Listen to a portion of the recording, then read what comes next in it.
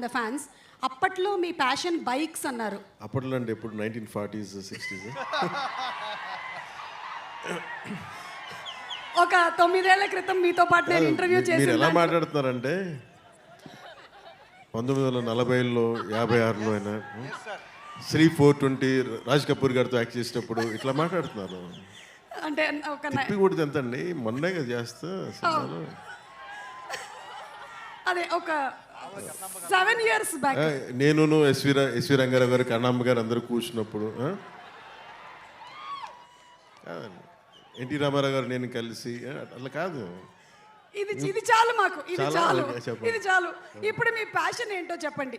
Passion అంటే దేనికి సంబంధించి? అంటే those days you said that your passion was bikes. So those days in the sense 7 years back when I asked you in the interview. But ఇప్పుడు మీకు ఉండేటువంటి ఈ busy schedules ప్రకారం అది బిఫోర్ క్రిస్టియన్ ఎరా. Tell me. ఇప్పుడు నా passion అంటారా?